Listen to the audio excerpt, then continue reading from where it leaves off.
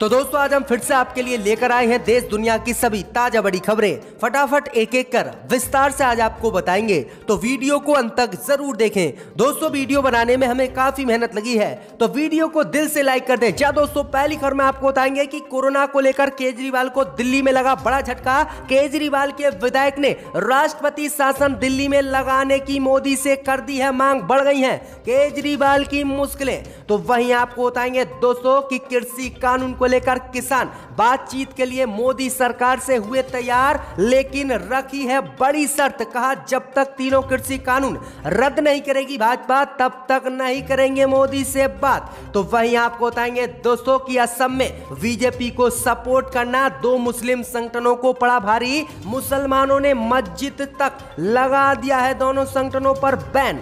तो वहीं आपको बताएंगे दोस्तों कि मुंबई में कोरोना की वैक्सीन हुई खत्म। उद्धव ठाकरे ने मोदी अमित शाह पर बोला हमला, 3 दिनों के लिए रोक दिया है वैक्सीनेशन अभियान। बढ़ गई है भाजपा की मुश्किलें। तो वहीं आपको बताएंगे दोस्तों कि 5 राज्यों का ओपिनियन पोल हुआ जारी। बंगाल में मुसलमानों ने टीएमसी और असम में कांग्रेस को दिया है वोट। सर्वे में हुआ खुलासा, भाजपा के उड़े होश। तो वहीं आपको बताएंगे दोस्तों कि बीजेपी सांसद को बंबई हाई कोर्ट ने लगाई फटकार। कहा चोरी चुपके कैसे मिल रही है भाजपा सांसदों को कोरोना की वैक्सीन, आम जनता को नहीं बल्कि इन्हें कैसे मिल रही है बताएं मोदी अमित शाह। बड़ी फटकार मुंबई हाई कोर्ट ने लगाई है। तो सभी खबरों को बताएंगे दोस्तों, वीडियो को लाइक कर दें। इसी बीच बट दोस्तों अगली खबर की ओर, तो दिल्ली में कोरोना को लेकर केजरीवाल को लगा बड़ा झटका। केजरीवाल के विधायक ने राष्ट्रपति शासन दिल्ली में लगाने की है मांग। बढ़ गई है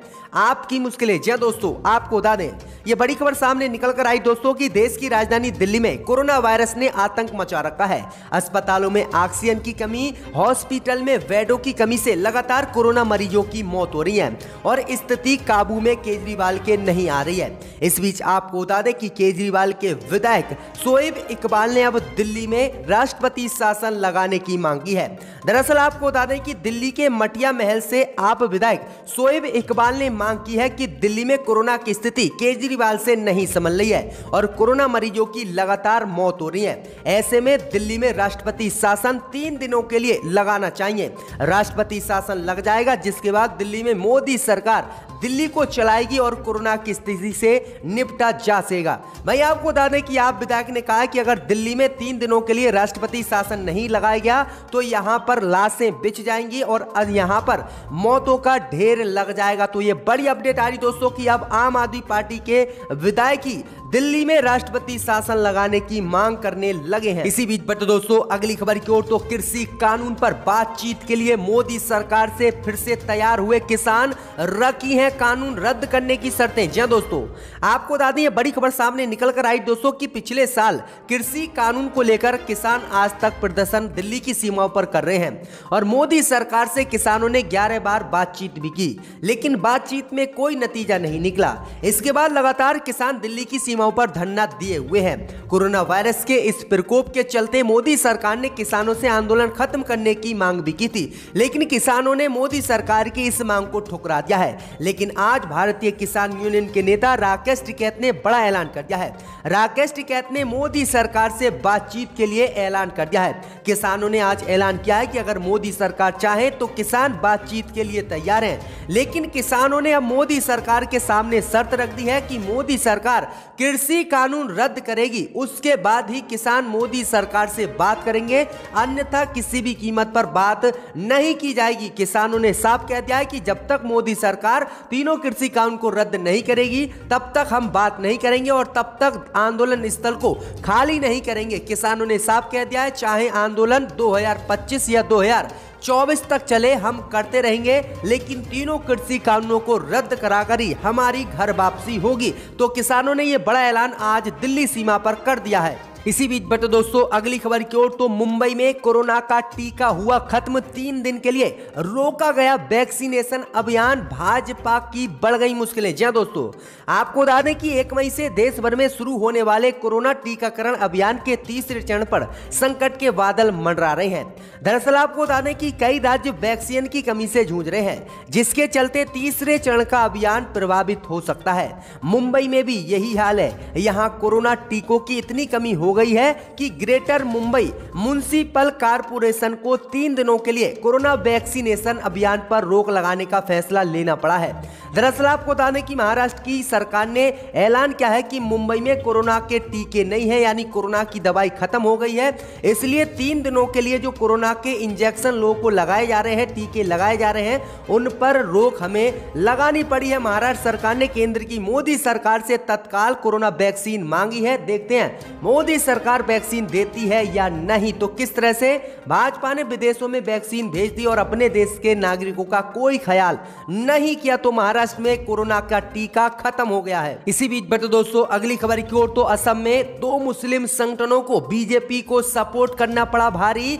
दोनों लोगों को रमजान में मस्जिद तक लगाया मुसलमानों ने बैन। जी दोस्तों, आपको बता दें कि असम के काचर जिले में बीजेपी को समर्थन देना 2 लोगों को भारी पड़ गया है। इन दोनों लोगों के खिलाफ खाप जैसा फरमान मुसलमानों ने सुनाया है और असामाजिक गतिविधियों में शामिल होने के आरोप में दोनों का बहिष्कार करने का ऐलान कर दिया है। दरअसल आपको बता दें कि सोनाई के धौनाहारी पोलिंग बूथ पर दोबारा मतगणना असम में कराई गई।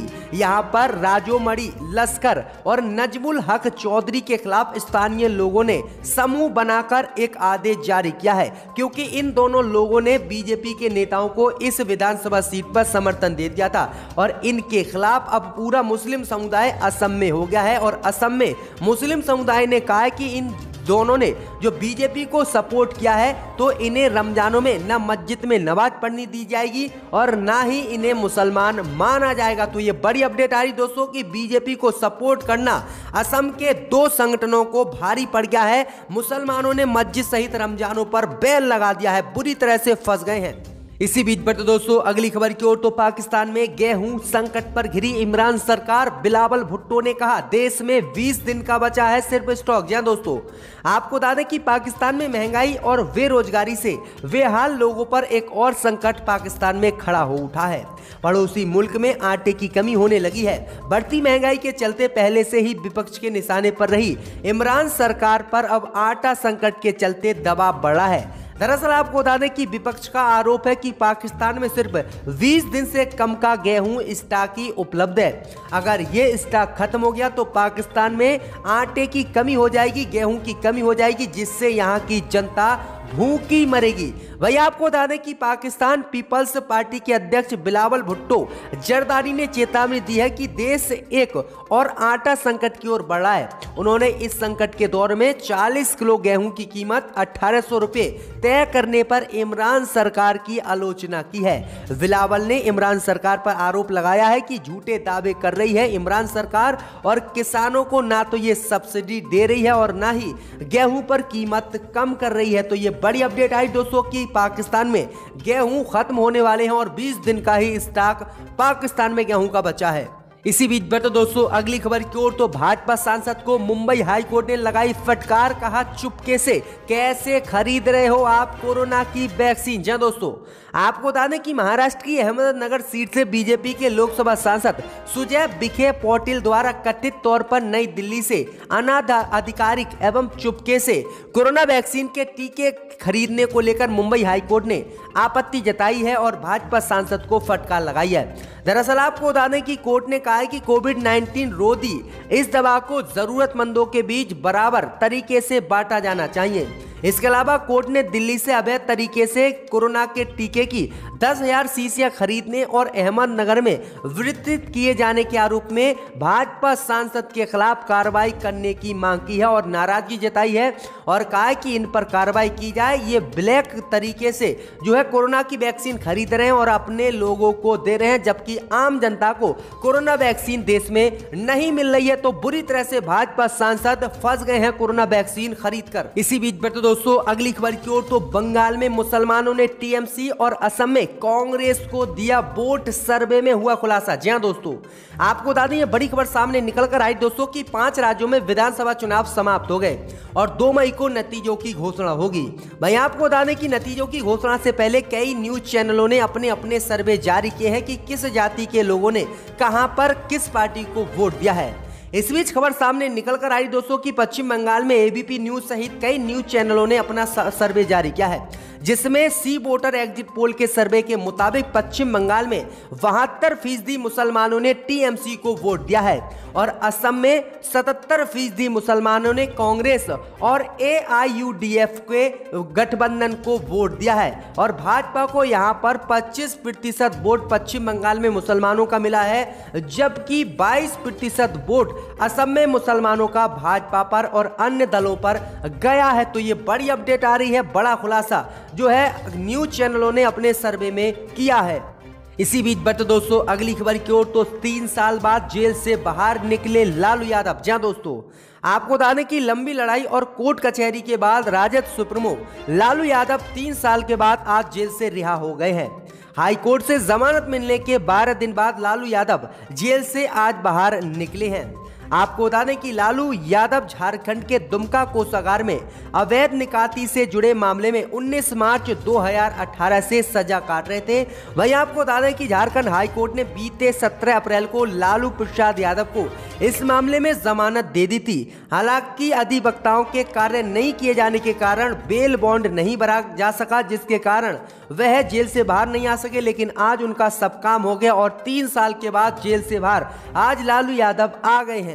इसी बीच बढ़ते दोस्तों अगली खबर की ओर, तो कैप्टन अमरिंदर सिंह ने सिद्धू पर बोला बड़ा हमला, कहा मेरी तरफ से सिद्धू के लिए सारे दरवाजे बंद। जी हां दोस्तों, आपको बता दें कि मुख्यमंत्री ने एक बार फिर से पूर्व मंत्री नवजोत सिंह सिद्धू को लेकर 2 टूक शब्दों में कहा है कि सिद्धू के लिए उनके दरवाजे अब पूरी तरह से बंद है, आगे हाईकमान को तय करना है। आगे आपको बता दें कि कैप्टन ने कहा है कि सिद्धू मौका परस्त हैं, पहले अकाली दल और भाजपा के साथ झगड़ते रहे और अब पंजाब में मुख्यमंत्री पर हमला कर रहे हैं और कांग्रेस की सरकार को यहां पर अस्थिर कर रहे हैं और उनकी सरकार गिराना चाहते हैं। कैप्टन ने कहा है कि उनके पास जानकारी है कि सिद्धू 4-5 बार दिल्ली के मुख्यमंत्री अरविंद केजरीवाल से भी गुपचुप तरीके से मुलाकात कर चुके हैं और इसलिए वह आम आदमी पार्टी को ज्वाइन कर सकते हैं और पंजाब में आम आदमी पार्टी को लड़ा सकते हैं। तो ये गंभीर आरोप पंजाब के मुख्यमंत्री कैप्टन अमरिंदर सिंह ने सिद्धू पर लगाए हैं। इसी बीच बढ़ते दोस्तों अगली खबर की ओर, तो 5 राज्यों का एग्जिट पोल हुआ जारी। मोदी अमित शाह को बड़ा झटका,